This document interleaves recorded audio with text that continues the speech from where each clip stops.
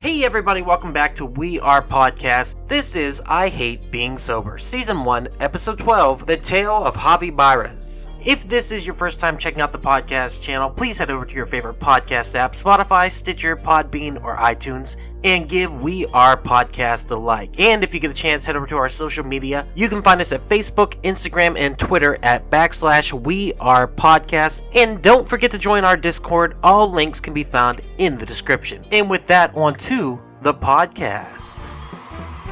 Good evening, everyone, and welcome to I Hate Being Sober! And now our host, Doug! Hey everybody, welcome to I Hate Being Sober, personal stories from epic people. This is Duck. I am here with one of my best friends in the entire fucking world. This guy is my brother. I love this guy, seriously. I just call him all the time just to bug him because he's a fucking riot. He's a one of a kind. And I mean, I just got to get to it. It's Javi Baires.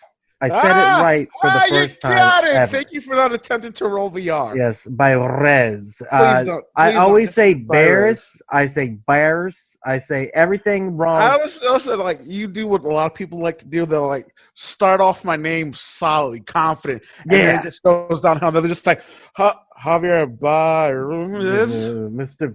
Baruz, Mr. It's the Javito. It's 1/3 of well, actually got 2/3 of We Are Era here right now. But we decided that we're bored. It's a Sunday night. We wanted to chat, so let's do a podcast. So yeah, we're not real sure where this is going to go or what we're going to talk about, but we're both in a chatty mood because we're a couple of chatty Cathys. we're gonna crack open the world and not lie to ourselves. Dude, tonight. I'm not even joking. We are. We're like the old women on the porch. We just gossip and sip tea, and we're just we're so gay, dude. We're like the gay version of Statler and Waldorf. We're just gonna be like cracking lines about other people. Oh, shoes are tacky. Oh, What a bitch! We're just going to talk about something I don't know anything about, which is I grew up in the country, and I mean I grew up in the country. Like you drive 3 miles, see a cow, drive another 3 miles, see another cow. What are you doing down there, country, Western Pennsylvania? Javi here, he grew up in the city, the mean city. a real city. A real city. A real city. The Big town. Apple. Is that what it's called? That's usually referred for a Manhattan. Manhattan. I grew up in one of the boroughs. One of the 5, is that right? There's 5 boroughs. One of the 5 boroughs. All right, and what are they? Perhaps the best borough. You didn't originate there. You weren't born there, were you? I was born. Oh, you were born in this. You were born in. All right, go ahead and say it. Stop airing the lead. Where were you born? Queensboro, bitch. Queensboro. I was born in the city of Far Rockaway, which is in Queensboro. Far Rockaway? Like Far Rockaway. Like Far Rockaway. Like from Shrek, Lord Farquaad? No, not from Farquaad. No, Yeah. not Farquaad. Lord Farquaad in New York. So you were born in Queens. How big is a borough in New York? I don't even know. How many blocks is it? Borough is like a whole fucking thing, man. It's like a whole island almost. Oh yeah? No Yeah, shit. you got Queens, you got Brooklyn, Manhattan, Long Island, and then the shittiest borough, Staten Island. Which, Yeah. by the way, I'm looking right at the camera. Go fuck yourself, Staten Island. He said it, not me. Garbage. Just everyone You know knows. you're garbage. All right, You're I was garbage. born in Queens, and then I grew up. I did a few years in New York. I consider Jersey my home. Why did you say it like you were in prison? I know. I just called myself. I did a 7-year stint in Queens, and then I did an even harder stint in Jersey.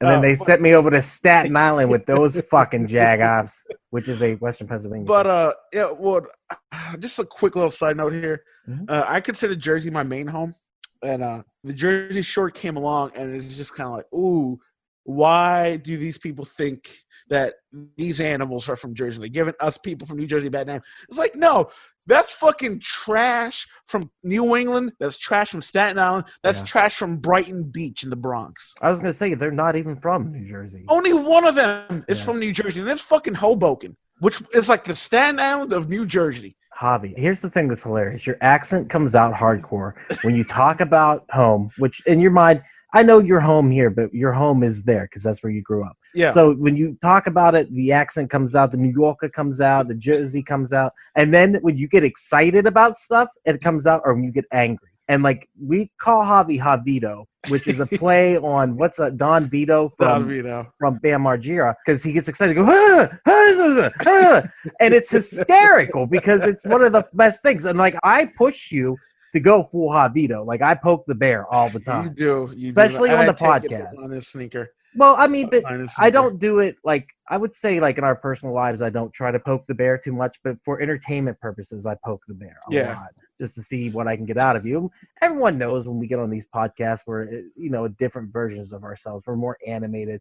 Honestly, as much as you come across on the podcast as that New Yorker wise guy, smart ass, because you play that role, but in real life, you're a very sensitive person, and you're very sweet and kind and caring, and you do struggle with mental illness things and stuff like that too, such as myself, Yeah. And so what people don't know is like me, you, and Jake have a group chat where we are a family. We have each other's back. We go in there. We talk to each other about almost everything. We communicate every day. And the podcast is more than just that. It's become like the glue that binds us and a larger group of friends too. So it's really nice to have it, especially being an adult in our 30s. It's so weird to have this experience, but going back to your childhood, growing up in the city and your family, that's what I really want to talk about. When you're the firstborn, right? I'm the baby. I'm the You're the second baby. born.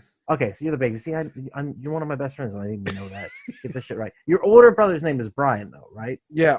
Yeah. Mm-hmm. Okay, By and 5 years. So older brother by 5 years. So you were the baby, and you were a little bit of the black sheep of the family. A little bit of the black sheep. Let me tell you something. In a very strong Hispanic household, which is what I grew up in, the baby are kind of like, we don't really care about you. We just care about that firstborn. Remember the John Leguizamo special Freaked? When he was love it. Oh, dude. Talking about how like Latin moms will raise little Latin kings. It's like, ay, papi, you are the center of the universe, mijo. That's how pretty much our firstborns are treated. My favorite is, learn to share. Learn to share. And remember, any woman that fucks you will probably fuck somebody else. And you don't want to marry a whore. Do you? Fucking love it, dude. But that's what it's like, though. You're not the only person I've talked to that has said that. The firstborn gets everything, and if you're a girl, you're just screwed. Like, it's just unbelievable. I can't speak across the board for white people. I imagine it's different for everyone, but you said that's a pretty consistent thing in Hispanic culture, correct? Yeah, it's definitely something to do with the older generations where it's like very gender role specific. It's like the man has to be guapo, good looking. He has to be tough. He's got to be strong. Never show his emotions to anybody. That's how the men are supposed to. And the women are just like, hey, listen, you just got to learn how to cook and fuck your man. That's all I want to teach you how to do. And so the idea of being independent or being a feminist or anything like that for the ladies, that's out. For the boys, though, the firstborn is the most important, and everyone else is just kind of like chuffa. It's like whatever, throw it to the side. Why do you think that is? Well, I could only surmise from my own personal experience. My ancestors that go way back to the island, Puerto Rico and shit, they were all farmers and shit. Like my grandfather, he was the firstborn of his family. He also, like me, had a very tumultuous relationship with his mother. And he fucking left as soon as he was able to, he met my grandmother and shit. They fell in love. It was like, we have to get out of here. But since he was the firstborn, he was going to be the next in line to take over the farm and keep it going and tend to the land and all that shit. But he had other plans. That's the pressure that gets put on the firstborn. It's like, okay, I didn't live my dreams because I had you. So I'm going to put all my pressure, all my dreams, all my desires onto you.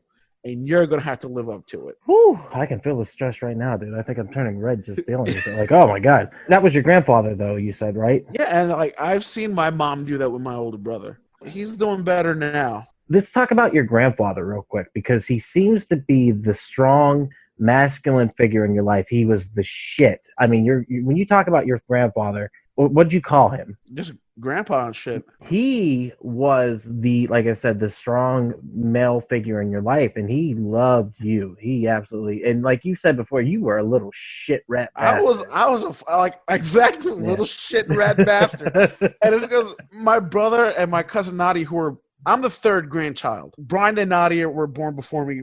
Brian and Nadia are only a month apart age-wise. He told my mom, I was like, these two are just so boring. They're very good kids, but they're boring. Javi, you are many things, but boring is not one of them, good sir. I agree with your grandpa. I fucking come along with it. The time we're 3 years old, I'm a fucking rat bastard. I'm angry. I'm 3 years old. I got a fucking chip on my shoulder. I sound like a 30-year-old man being lured into a Shark Tank with a bloody nose. I'm just fucking out there.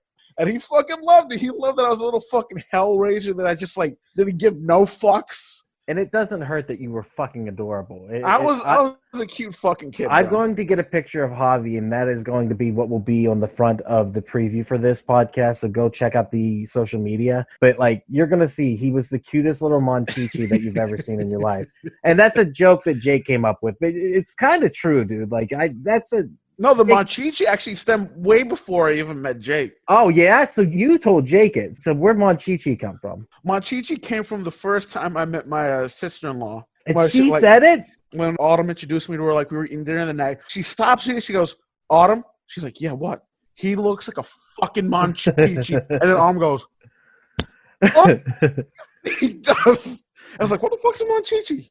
It's adorable is what it is. And then they showed us like, oh my God, yep, that's 100%. So your grandfather loved you. You were, and yeah. you all lived in a high rise. Is that correct? That your aunt ran? We lived in the projects. On Beach Channel Drive, 3808 Beach Channel Drive. My grandparents lived on the 13th floor. I lived on the 5th floor in apartment 5D. And how big were these apartments? These were one bed. You had your grandparents on the 13th. You were on the 5th, and you had aunts also in the building, or you had other family members? My aunt Sandy lived with my grandparents, and so did my Uncle King. My Uncle King was the mentally handicapped guy that lived with them on the 13th floor. That introduced you to cool movies and pornography. Pretty much, yes. He had like that big-ass box. Now that I'm thinking about it, I was like, why didn't he have a separate box for VHS porn? Like, he just had all his VHS tapes in one gigantic box. I mean, it all worked out for you, so what difference does it make? It did work out for me, and it's like it got to a point. I was like, okay, this is a very big VHS case. This is obviously pornography because those things were always oversized. It's like bad practice. Why? Did you have to sneak the porn, or did he just like let you borrow it? He didn't even know. I snuck the porn. I was a sneaky motherfucker back then. Oh yeah, dude. I could move quietly and shit. I was like relatively small. I mean, you still are like, because here's the thing, like you like to go through drawers and stuff. Like sometimes I don't even know when you're going through my drawers and shit. I don't care because I'm not hiding anything. I look over and he'll just be like going through my drawers. I'm like, dude, I haven't put anything new in there. You're like, it doesn't matter because you like to fidget through shit. I like to fidget through shit, and plus I'm just naturally curious. You're curious like a cat, like that. That's why they call me Whiskers, bro. It literally does fit you very well, though. Like whenever I'm over somebody's house, I have a very great deal of respect whenever over anybody's house. If I don't know them that well, I will just look at whatever I could go through and be like, man, I wonder what's in there. Yeah. Like I'll mentally go through that shit. You know like, I don't care. If I know somebody's like, oh, what you got here? Yeah, you're like, boom. Oh, I just put a bunch of dildos in a drawer, and you'll be like, I knew it. I knew it. Yes, exactly. Let's go back to when you were a kid, though. Were you the same way like that? Were you always curious, kind of going around, causing trouble? When you say that, like you were mischievous, and I could see that. And I'm sure that your charisma came from getting caught and getting away with it. Yeah. What were the things you did? Do you have any like specific stories of like something you did that was mischievous and eventually you just smiled your way out of it? Gave that wink? I remember one time, my grandmother loved to garden. When she like moved back to Puerto Rico, she had a whole big garden shit. But since she lived in an apartment, she had like a bunch of potted plants and flowers. I remember, I think I was just trying to surprise her and just wanted to like give her some flowers. So I cut off her roses. Yes. Did you know it was wrong, or did you just kind of... I thought I was just doing something sweet, but in the back of my mind, I was like, I probably shouldn't be doing this, but grand gesture. So I cut the roses off, and then I gave them to her. Like, she immediately just had like this, like, what the fuck did you just do? I was like, okay, Graham, I've never seen that look on your face before. Obviously, I messed up. But I was like, I cut these for you. And I smiled at her. And then she did the most grandma thing ever. First of all, I started to cry when I saw that she was upset. I was like, oh, shit, I fucked up. I'm sorry, Grandma. I'm sorry, Grandma. And she grabbed my hand like that. She grabbed it hard and she grabbed it very violently. And she went like that. And she was like, asshole. No sé. I said, like, she was legit doing the biggest fucking wind up and then doing the tiniest baby tap. No. And I swear to God, Duck, with every one of the baby tap, I thought she was pouring ass on my hand. I was like, oh my God! I've never had my grandmother like even feign to spank me. And I thought that was the most painful thing ever. It was like, it was so emotional. I was like, asshole, oh my God, you're going to break it, you monster! That's so sweet, though, at the same time. Like, she wanted to punish you, but she totally loved you. She was sweetheart, too? Oh my god, man, that woman couldn't hate anybody. Oh, that's so cool. That is so- Everybody in the family pretty much had to do her hating for her. Like, she was very loved. Even the gangs knew not to fuck with Mr. and Mrs. Rios. Nuh-uh, shut the fuck up. So gangs were roaming around because you said you were in the projects. Yeah. They're roaming around, but they treated your grandparents with respect.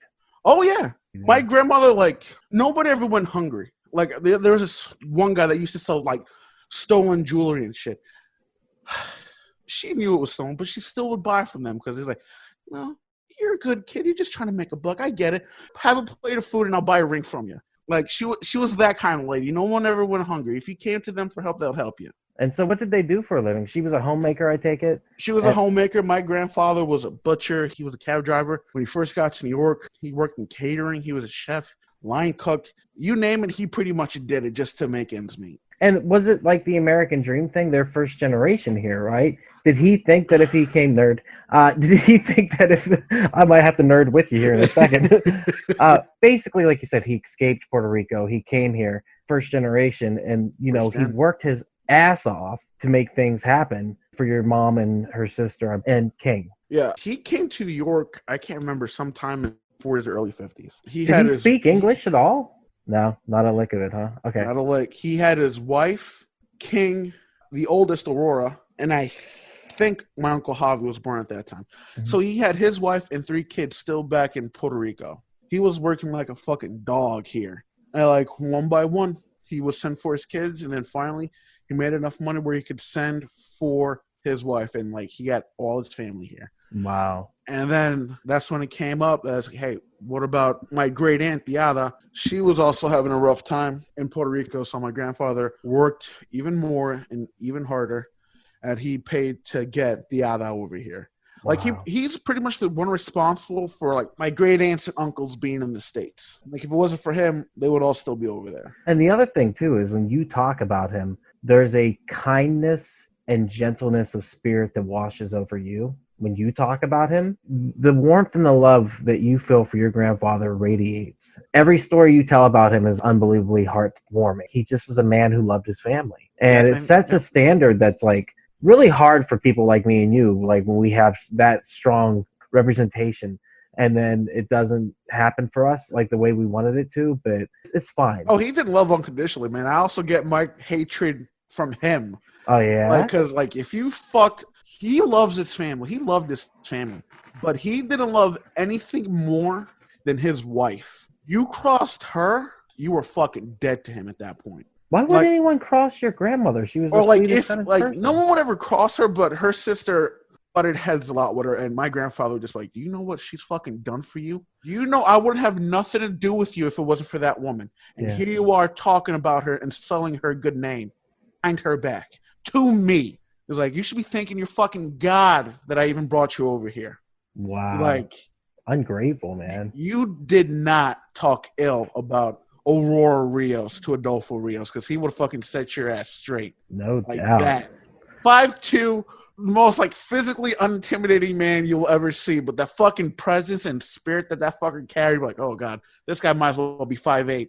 Yeah. Like, just a beast. Just a beast. I know. You sent me a picture of your grandparents the other day, and I was like, I could see the resemblance. I could see what you got from your grandfather, what you got from your grandmother, and then I was like, they're short, aren't they? Because you're tall as shit. I'm tall as fuck. And then you're like, yeah, they're pretty short, but like you could tell in the picture that they were madly in love, and it's beautiful, man. It's so beautiful. He loved nobody else like her. So I wanted to go back to, you talked about the projects. What is it like being in the projects? What is that experience like? Do you know that you're in poverty? Do you know that you're... Oh, yes. And you feel it every day? When you walk the streets, are they dangerous as a child, or were you fine? As a child, we were never allowed to go very far. Like, our projects had like this shitty little play area. And my mom could actually see us from the window, and she would, like, whenever me and my brother would go out and play and shit, she just said, stay in that area where I could see you. Do not go anywhere else. But, yeah, like, even people watching from the windows, you see a whole bunch of bad shit. Like, I remember me and my brother saw our neighbor, Sharita, like, this fucking – like, I thought I had it bad. She had it so much fucking worse. And And I fucking knew what was going on by a very early age. Like, I saw people killed. I saw dead bodies and shit. And I remember specifically in this same week, she lost her mother, and then her brother died, and then she broke her legs in like one fucking week. And she was a big girl, so she couldn't like work crutches, so she was wheelchair bound. The final straw that broke, I think either her aunt or her uncle died. I can't remember. But I remember after that night, she came to my grandparents' apartment to talk to Sandy. She was very good friends with Sandy, my aunt. And that's the last time I saw her, because the very next day, they were pulling her body out of the fucking bay that was setting up next to the projects. She wanted to die so bad, she pretty much fucking drowned herself in like 2 feet of water. She just jumped in, dead of fucking winter. Wow. And that was the first time that you were ever introduced to the idea of suicide at that point? At that point, yeah. I didn't know that she committed suicide. I didn't know that. I didn't find that out till after we left New York and shit. I was like, talking to my mom and brother, but I was like, yeah, she killed herself. Yeah, she just threw herself into the bay. Damn, dude. How did that affect you, seeing the bodies and seeing that and just being around that level of violence on a consistent basis? By the time I saw Sharita's dead body, I had seen the drive-by murder. My mom's boyfriend made me actually watch some kid that got hit by a car just fucking die. Now, this is the bad guy, right? This was the guy that used me as a punch bag for a few years. Yeah. But I remember, like, we were going to the Amco right across the street from the project in the corner, and I see this kid just, like, run by me, so I look down. And I guess he jaywalked, and because all I heard was like a truck horn go, Rah! And all of a sudden, boom, and I hear like a fucking thud. And then his fucking body just slowly just like slid into the fucking intersection. And I remember I looked away, and that fucker was just like keeping my head straight. He grabbed your head and made you watch. Made me watch. Why do you think he did that? Just because he was a piece of shit, or he was trying to teach you a lesson? Maybe he was trying to teach me a lesson. Yeah. Maybe it was just like all of it. Maybe he was just a piece of shit that taught lessons in very horrible ways. Yeah, no, he was just a piece of shit. It was like that was my first interaction with death, and I was like, yeah, that kid ain't coming back. And it made me really sad. And then when I saw the drive-by, I remember it was a Sunday morning. I don't know why I was up. We just got back from Jersey. I was just watching like this guy walking to his car. I was just people watching his shit, and he was just sitting in there. And all of a sudden, because that parking lot, they had like a little island for cars to park into. You know what I mean? And all of a sudden, like, let's say he's here, like in the middle. Like all of a sudden, this car comes in from the side and it starts circling around the island. I was like, "What the fuck is this guy waiting for? Fucking stop and make your food delivery or whatever." And then all of a sudden, it like gets up here. They go stops right behind that car, and I just see two hands with a fucking like I guess Uzi. It's like boom, boom, boom. Then all of a sudden, you see that guy's back windshield just fucking shattered. All of a sudden, the front windshield it starts like to fracture, and you just see it start to go red. It's like boom, boom, boom. It's like red, red, red. I was just like, I fucking screamed, I cried because I fucking knew that guy's not coming back. I fucking started crying. I was just like, shit, this fucking sucks. And then you were 4? 4. My mom took me away from the window. She's like, get the fuck out of here. Yeah, dude, that's rough. And I know one more time and it's kind of a funny story, was the drug dealing that was there. And the time that you touched the vial of the crack cocaine. Oh, that was in Perth Amboy. That was in Perth Amboy. Okay, that wasn't in the project. Okay. No. We'll get to that story then later. The projects, though, was it all bad? It wasn't all bad. It wasn't all bad. Like there's a real good sense of community within the projects. It just depends on who you knew and who you interacted with. Like I was really good friends with the fucking neighbor that had like 19,000 kids. She was a great grandmother by the time she was 20. I was like, Miss Mercedes, how the fuck did you pull this up? No, she was old as fuck, Miss Mercedes, but she was cool. Like I fucked her. She introduced me to Billie Holiday and shit like that. Like and that's why I was like, oh, this is actually nice. Well, that's the other thing is you said that there was a real like you could hear the music throughout the apartments and like I know that you played games on the street and like. There were good times, the bad times really bad, but I know that there was always, in my head when you tell the story, like, when you think to the past and you think of those photos that are, those tainted brown photos that everyone has, the Polaroids and stuff like that. I imagine it like that, but just like a beautiful, like, very cinematic situation where just a lot of love, but like, like it's set in the backdrop of, a hellscape. What can you do? Yeah. But even within hell, there's probably got to be something positive once in a while. Even in that hell, we had our own little piece of heaven in there. Yeah, it's beautiful, man. Where was it when you were by Coney Island? Where was that at? Oh, that was in Queens. Oh, let's go back to that real quick. And Coney Island, you've been to the boardwalk then? You've been to the amusement park there? What's it like? When the sun's out, it's actually not bad. When the sun starts to get down, you may want to get out of there. It gets super sketch. What do you mean by that? Like hookers and drug dealers and No, not like hookers. It's like the tone changes. Like, okay, this is getting a little bit too serious. Did you ever get to ride any of the rides there or anything Oh, yeah. like that? My uncle used to take me all the time. Oh yeah, and the food. That's the other thing I want to talk about. Food was the shit. My uncle will like take us to come around, but the food there was like no joke. Some of those fucking hot dogs, those fucking sausages with the onions and peppers. Oh my fucking god, dude! I think we're just hungry at this point. This is ridiculous. We're both sitting here just like, I'm about to have an orgasm right now. I know. Bro. I'm food gasming over here. No one look. This turned into from a podcast into an OnlyFans like real quick. We're like, oh.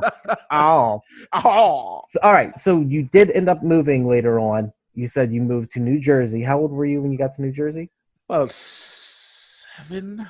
No, I was 6. And you were in the suburbs when you got there. Is that right? No, we went to Spanish Harlem, Perth Amboy. It was like nothing but Cubans, Puerto Ricans, Dominicans. So I imagine most of your family was speaking Spanish. That's why. A lot of the older people, yeah. Yeah, and I know that you speak Spanish somewhat. To a degree. But at the same time, that's why I was curious to how much it was in the household. But anyhow, so you went to Spanish Harlem. What was that like? Oh, man. That was pretty interesting. I had a lot of fun in Amboy. That's where I really got into like being mischievous in the street, but still being a pussy at the same time. Yeah. 6 years old, we moved to 261 Maple Street. All right. With my mom's cousin, Nancy. Everyone, Google map this shit so you know where Javi was. That's what I'm going to do. And you moved in with, you said your mom's cousin, Nancy Quintana. And this is when you started to go to school. But things were good, right? For once you moved there, or was it? Yeah, is it way better? Things were actually all right. They were a bit rocky at first. My mom immediately landed a really good job at this little pharmacy called Charlene's. She was a pharmacy tech, and she was making decent money and shit. She was just like saving up to get her own place and shit. And I ended up enrolling at Thomas Mundy Peterson Elementary School. Now, a quick little history lesson for you. Thomas Mundy was the first black person to vote in Perth Amboy, New Jersey. And also a little quick history lesson. Perth Amboy, New Jersey almost became the capital of the country. Oh, no shit. Yeah, because it was a big port city. In World War II, like, it was pretty essential for it. So they're like, oh, maybe we should make this the country's capital. So you're running around New Jersey, Perth Amboy, New Jersey. You're bombing around, having a good time. Yeah. What kind of mischief did you get into there? Drawn on shit, vandalizing shit. Oh, slight. You sure you want to admit to that? They know where the address was. But yeah, just like drawn on sidewalks and shit. Just like super shit. Yeah. Playing wiffle ball mainly and kickball and all what is stickball? You always say that as a joke. I think that's a joke for Hey Arnold. Like Micah Brown said once, you're like, you are the kids from Hey Arnold. 100%. And he's right. But what is stickball? It's just baseball? Yeah, you just take like a fucking wooden stick and they throw like do you know the balls that they use for handball? Mm-hmm. They're like the blue and like that was our baseball. And that's what we would use. And we would just like line up in the street and just fucking like we would have a pitcher and I would just like, all right, let's go. Now in the country we would go outside to like 9 o'clock or whatever, probably 8 o'clock till it got dark, right? Yeah. In the city, is it the same way? I've always heard when the lights come on, you come home. Is that what the rules were? That's how it was. Right. And sometimes even when the lights did go on, I would make sure that I was close enough to home. Like sometimes we would just play on the sidewalk right in front of the house. That was how you stayed safe. I want to talk about this because I think this is important. You did end up dropping out of school. Yeah, 9th grade. And that was in New Jersey, right? That was in Bayville. We've never really elaborated on that in the podcast. And I think that's an important story to tell because what people don't realize is like, everyone has their trials and tribulations, and that's part of what this podcast is. But you have had quite a few in your life, and this one was a big one because you had a bully who literally bullied you to the point where you had to leave school. So if you don't mind telling that story. Oh, like I was always like the fatter kid. I was a big guy. I wasn't even big kid. I was just like tall, just like rah. I wasn't fat yet at that point, but I was just big. But in high school, like I had this one bully that I was just like, fucking man. I just didn't care. Like I was borderline apathetic about it, and it didn't bother me. But like on this one fire drill, he tied a weight loss cassette to my backpack, and I saw it because everybody was laughing. I looked at it. I was like, man, you need to just go fuck yourself at this point. And then next thing I know, he walked up to me, fucking clocked me dead set in the mouth. I was like, oh, that was a hard one. And I ended up going on my ass and shit. And like immediately I went like that and I could feel the split. I was like, well, you just broke my jaw. Yeah. And I just like left my backpack on the ground. I got up. I was like, I looked at him and he looked like, oh shit, what the fuck did I just get into? Because I just stared him down. There was no emotion on my face. And I was just like, fuck. And I just went, fuck it. And I walked home. Spit out a mouthful of blood and a fucking blood clot and shit. I was like, fuck this shit. And I just walked home and I never went back. And do you think that was out of fear, or you just the breaking point? You're just like, that was my breaking point. There was no, you're hard pressed to find somebody that I'm going to be physically afraid of. I had my ass kicked before, so there's nothing somebody could do to me short of murder me that's going to put any type of fear in me. Right. I was just like, I looked at him. I was just like, fuck this shit. Hey everyone, it's just Duck jumping in here to say thank you so much for checking out the podcast today. If you're enjoying it, head over to your favorite podcast app, Spotify, Stitcher, Podbean, or iTunes, and give We Are Podcast Network a like. And don't forget to join our social media. You can find us at Facebook, Instagram, and Twitter at /We Are Podcast. And don't forget to join our Discord. All links can be found in the description. With that said, back to the podcast. Did start a series of a couple bad years for you. Up until, though, you got to go to art school out of this situation, correct? Correct. So that, I'm looking at you and I'm looking at a painting of you, which I love behind you. Before that, you were artistic, obviously. You were vandalizing stuff. Yeah, before that, I was like drawing shit. I would draw like, my favorite thing to do, because at the time when I started drawing, my grandfather lived in Puerto Rico and shit. So I would actually write him letters. I remember one time, he liked perverted type humor, which is where I get my shit from. Wonder why we're friends. And I remember one time I drew like this picture. This really silly drawing of like two chickens fucking. And he had like the one chicken on the bottom going like that. And I remember I drew the one that was like doing the fucking like these big old balls under his chin that were like super veiny and shit. But he got that letter. I would also like put it like, dear Grandpa, how you been? How's Grandma? How's Biana? And all this. Like an actual letter, handwritten and all that. When he got that letter, he called my mom immediately, and I could just hear him fucking dying over the phone about the drawing I drew. And I was like, yeah, I think I may be onto something. I just always liked drawing and shit. That was fun. You got to go to art school because you were just chilling at home. You didn't go to school. Did you ever get in trouble with the state or anything, or they never came for you? In 8th grade, I was chewing a lot because I was like, my brother had just like gone to college and shit, so I was like super lonely. And that was the first time my mom realized, you know, I think you may be severely depressed. What the fuck are you talking about? So we're talking to the truancy officer, and she goes, my son is depressed. I was like, what the fuck is this bitch talking about? I'm not depressed. And all of a sudden, she's like, his brother's gone, and that was essentially like his male figure in the house, and that's got taken away. All of a sudden, I go, what the fuck is happening? Why am I about to cry? And I was like, shit. She was on something. I missed Brian. But yeah, that was my first 4 days. Like, oh, god damn, I'm like 12, 13 years old, and I'm severely depressed without even knowing it. I mean, how would you? You can't even define it. Like, and especially at that time, dude, with all the hormones and everything going through you. Oh yeah, I still don't know what the fuck happened. That shit was like you say that was your nom, but it was, dude. Like, if you gave me the choice between like going through puberty again or $1 million, like I would. Oh well, of course I take $1 million.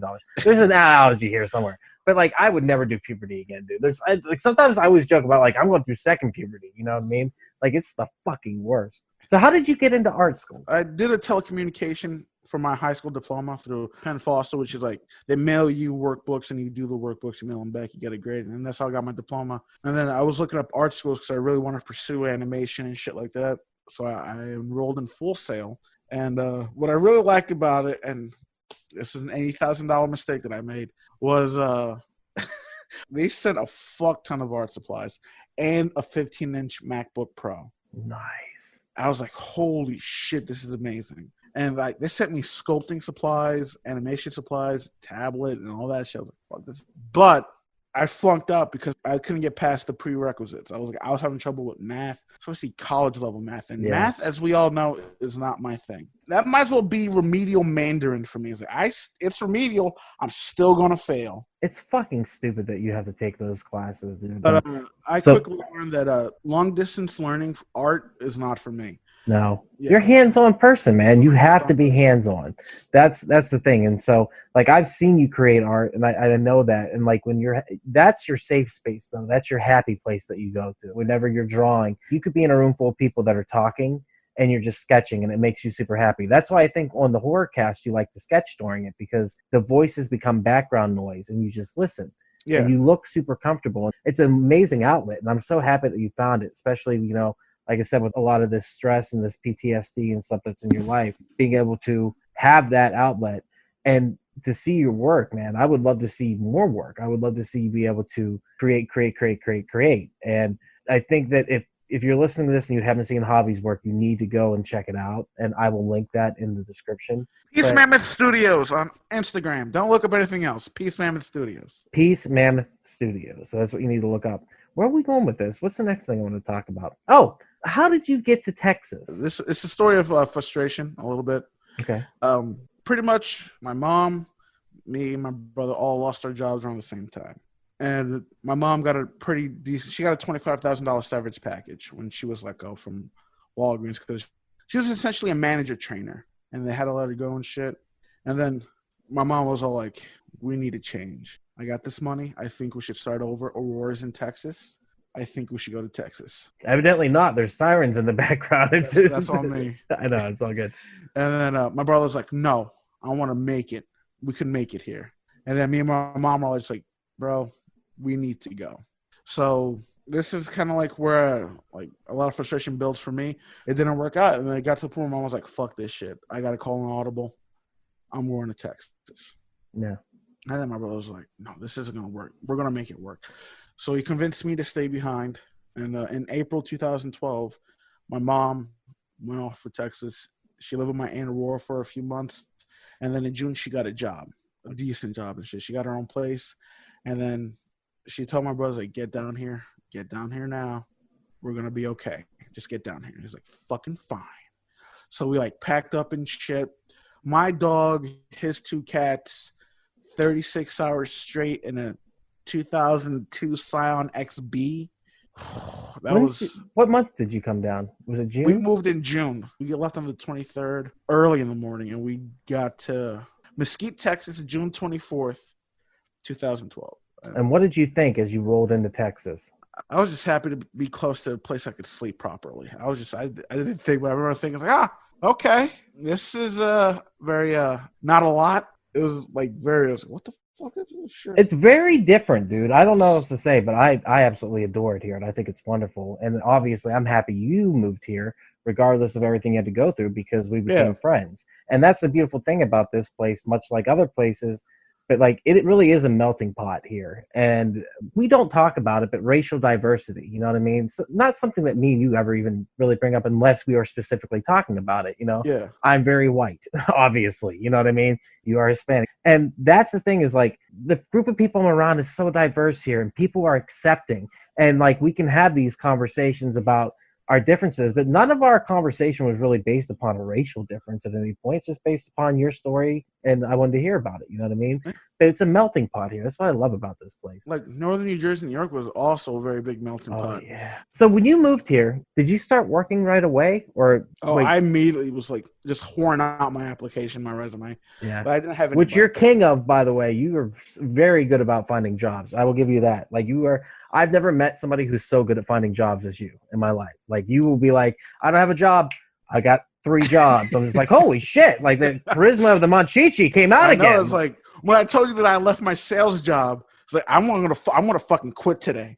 Yeah. And then I texted you a few hours later. Got a job in Irving. Bam. Literally, Javi came into my job because I was telling him, I was like, don't quit.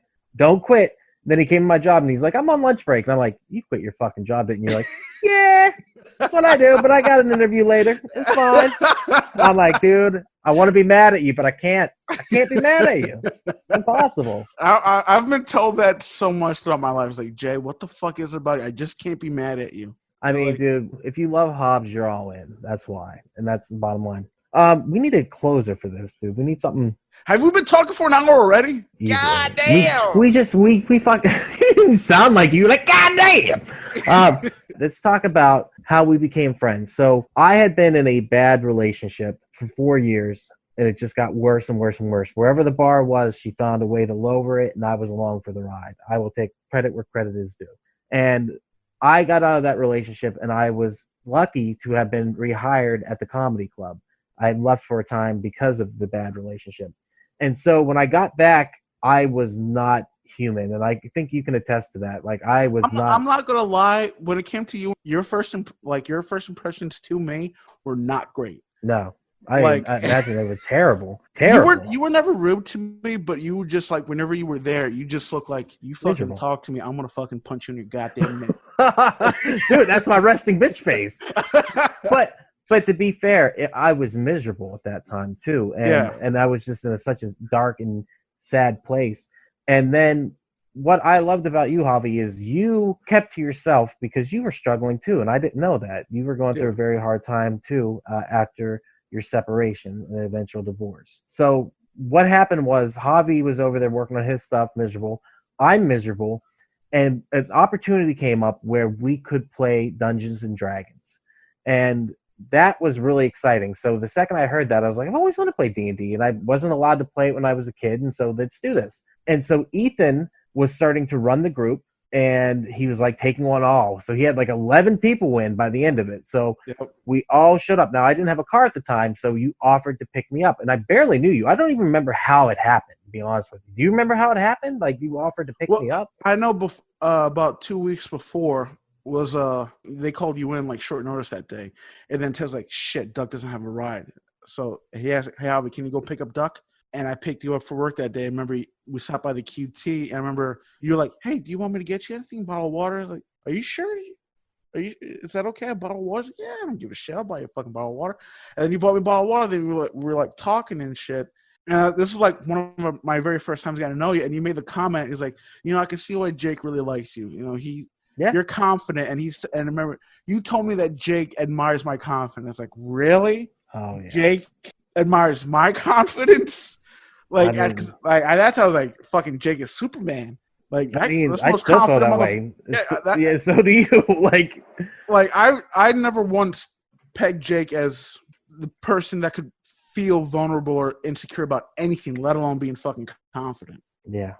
And I remember like, holy shit, what the fuck's up with this guy? Why is he telling me this? Because it's true.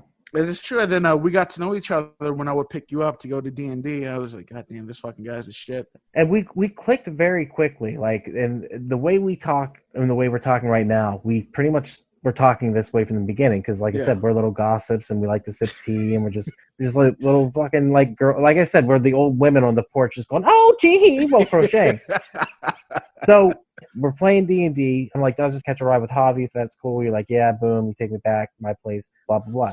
So we're playing D&D, and there's a rift in the group. Some people ended up causing some discord in the group, and things started falling apart. We won't get into too much detail with that. But at that point, there was talk of kicking you out. And when people came to me about it, I was like, no. I was like, I'm not siding with anyone. But when I was younger, I had a group of friends decide one day that they were no longer my group of friends. And it was a big group of friends. It was like 6-7 people who I thought were my friends. Birthday parties, talking to, have been in the same grade with them for years and years and years. And so when one day they decided that they no longer wanted me to be part of their group, they didn't tell me specifically. They just shunned me. And I didn't understand what was going on. I'd sit down at the table and they wouldn't talk to me. They ignored me. And Ben was there too, and my best friend Ben also would be like, what the fuck's going on? Duck's awesome, he's cool, he's great. Like, well, fuck him, who cares, we'll go sit in our own place. It was that same mentality of like, I would never want to shun a friend. I would never want to have to choose a side or make him feel it. And I said to Jake on a private message, I said, let's just go do something with Javi instead. Like, we just don't want to be doing this. Let's go hang out with Hobbs. Let's just let him know that we love him. Or at that point, we barely knew you, but let's let him know that we care about him. You know what I mean? Yeah. And let's just hang out and do something that day. And so we were all kind of down. Plus, on top of that, you got fired at that time too. So you got let go. So like within a week, it was like a double whammy.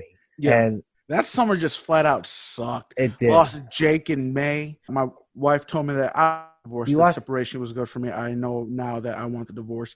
And then like a month after that, I got fired from the Improv in a very nasty way. Just to specify, Jake got fired from the Improv. is what you were saying. Because the way you said it sounded like he died. And like we're talking about him in the past. Well, he might as well have, because it was never the same after that shit. Well, the club died in a way because the club was never the same after that shit, no doubt. And so it was Jake got fired, and then the divorce went through, and then you got fired. It was just shitty. And then being kicked out of D&D. So I knew that it was bad, and I was like, let's not do that. So we kind of been kicking around the idea of doing a podcast for a while, and I had that little snowball mic, and we got in, and we were like, what are we going to do? And I was like, you know what? Fuck it. Surprise podcast. And we threw down the snowball mic, and we started talking about what happened, I think at Hyenas that night. And it snowballed. Literally, it's so funny. It snowballed into just a conversation. And now we've got like 160 something podcasts out throughout the whole thing. But it started from a place that it could have been bad. Yes. And we could have all had sorrow and anger and resentment. And there was some of that. But then it turned into something positive that ended up turning the whole way back around. And everyone who was involved in that initial D&D group are involved in some way. So that negative, which was, the shunning of a friend, which I hated, and I never want that to happen, turned into like this positive thing where we reconnected everybody in the group. I mean, it's been crazy, but you think about, like, I was listening to the podcast earlier, the We Are Air podcast, and just laughing my ass off. It's so weird to think that out of being almost shunned, we've instead involved everyone. Isn't that crazy and kind of cool? We started our own group, and we invited everybody else from the old guard in. Yeah, dude, it's kind of cool. Like, I think what really playing D&D with you those first few times, I was like, I could fuck with this guy, because you were just as crazy as I was playing D&D. But for some reason, I think it's because you were a lot more like reserved than I was playing D&D. So you never like drew the ire of the rest of the group or eye rolls. I know Mike would get frustrated with me sometimes. Oh my God, endlessly. But here's the thing: is he grew to love it, and that's the thing is your character, or Chaco. Oh, with the micro penis. He would barrel into situations in the most foolhardy way. And it was beautiful because in a lot of ways, in almost every way, or Chaco is you minus the micro penis. He's just me. Minus the micro penis because Javi's got a huge cock. Everyone needs to know. I haven't seen it, but I'm just saying. Everyone needs to know. Come on. I like how I did my act. Come on. Come on. But it's wonderful, though, because that mischievous little child ended up turning into this mischievous adult who does ride that fence line of like in between, like, what's he going to do? What's he not going to do? But they always do it in love. You know what I mean? That's who you are as a person. I don't think, even when you get angry and mad, like, which I've drawn your ire many a times, it's just one of those things where, like, your love always outdoes the other side, with the dark side of it. And it's just you just have this, like, you're a gentle giant at heart, you know? Like, I like to think of it that I got my grandfather's passion and my grandmother's heart. Because that woman couldn't hate anybody, no matter how badly you fucked her over. Yeah. She couldn't hate you. She'll still feed you. It's beautiful, dude. That's a beautiful statement right there. Just like, and then you were talking about it earlier. I felt that. Like, I was like, he really is like his grandparents. Like, he got the best of both worlds. You know what I mean? Here's why I fucking love my grandfather so much. I remember this conversation that I was like, he was having with my mom about like the fact that I didn't have a father, but my brother did. I can't remember how he said it in Spanish, but overall just was, he doesn't need a father. He's got me. And I was like, okay, I can fuck with this. Yeah. What a great guy. I never needed anybody. I never needed a father. I had my grandfather. I had my Uncle Javi. They took good care of you, man. They took good care of me. I learned to be a hard worker for men right there. Yeah. And my grandfather was a great musician. You know, I pretty much got all my artistic passion from that man right there. I learned how to sew because of my grandmother. I learned how to crochet because of my grandmother. I learned to have appreciation for growing flowers and plants and shit because of her. I learned how to cook from her. Oh, shit. My grandparents pretty much molded me into the person that I am. Like, and no matter how bad things may get, I think I get my resilience, which is what I'm most proud of. I'm a hard motherfucker to keep down for a long. I could be kept down, but only for so long. I'm a hard, stubborn person to like legitimately break. Yeah. And I think I got that resilience from them because those two, man, just fucking in new fucking country, 3 fucking kids don't speak a lick of English, making it work to the point where you're actually successful and your family's happy, your family's healthy, they're well taken care of. And it's because of the fucking work you put in. And it's because you didn't get bought down. Even you got to some low places, you fought your way back. I got that shit from them. That's the one thing, even though they're gone, is the one thing that still stays true to me, is that resilience. And you are them. You are the amalgamation of everything they taught you. And just talking to you now, like, I've known this already. I knew how much they meant to you, but I didn't realize how much you were like them until you just told me now. And seeing you talk about them, my friend who I'm talking to, I can feel it. Like, and I know that because I know you. It's beautiful, dude. So they were the fucking best people I ever met. Hands down. That's beautiful, man. I don't want to cry. I'm actually on the verge of tears right now. I was thinking about them a lot recently. Yeah, you're gonna cry like a little bitch. Yeah. I could fucking cry right now. Well, go get one out. All right, hey, Javi, I love you, man. I love you, Duck. You're one of my favorite people on this planet. You're true fucking original, dude. And that's the one thing. I remember one time I said, Jake reminds me of Robert Downey Jr. In many ways, I remind people of Robin Williams, probably the mouth, And then I said, Javi, you don't really remind me of anyone. And I remember it hurt your feelings for a little bit. I was like, what? And you came back to me and you're like, I don't like that you said that, Doc. And I was like, man, I'm sorry. Like, I just couldn't. And then it hit me. You're an American original, dude. Like, you're 100% an original. Like, we joke about the Javito thing. It's true. You do flip out, but you're nothing like him. Like, you're this character that just is 100% unique. Like, I've never met anyone like you in my life. And it's fucking beyond entertaining. And the love that you exude for your friends. Like, you always say, like, I kill for you. And I don't want you to kill for me. Yeah, but you know it's true. But I know it's true. And so, just saying, if anyone comes after me, they got to deal with Javi. You're going to have a bad 30 seconds before I eventually tire out again. me and you are both sitting there with inhalers getting stabbed. Just because we're both nerds now. Stop stabbing me for a minute. Were you at least scared for 30 seconds? Yeah, I was scared for 30 seconds. I love you, bro. Thank you for doing this. And thank you, everyone, for listening. This has been Duck. I've been here with Javi. And are you sober? That's the question, Javi. No. Hell no. I'm rarely sober. Fuck yeah. That's the I way hate to being live. sober. I hate being sober, too. And there it is. Thank you so much for checking out the podcast today. If you enjoyed it, please head over to your favorite podcast app, Spotify, Stitcher, Podbean, or iTunes, and give We Are Podcast a like. And if you enjoyed this podcast, you're going to love the other podcasts here on the We Are Podcast Network. We have We Are, where we talk movies, entertainment, whatever the fuck we want to talk about. That's me, that's Jake, that's Javi. We're breaking down pop culture, and we're having a blast. And don't forget, We Are Bagu, a video game podcast where we talk Atari to Steam and everything in between. That's me and Dr. Ethan Eastwood. We're breaking down all that video game lore. Heroes, Gyros, a Dungeons and Distractions side quest. Me and the boys were playing some D&D and we're having so much fun. And finally, Slash Horrorcast. That's our weekly video cast. Join us every Monday at 8 p.m. Central Time on Twitch as we break down our favorite horror movies from the past. Check out our social media. You can find us at Facebook, Instagram, and Twitter at /We Are Podcast. And don't forget to join our Discord. All links can be found in the description. With that said, thank you again for checking out the podcast today. We truly hope you enjoyed it. Don't forget to like, comment, and subscribe, and please share with your friends. That's the only way we can grow this channel. With that said, we'll see you on the next one.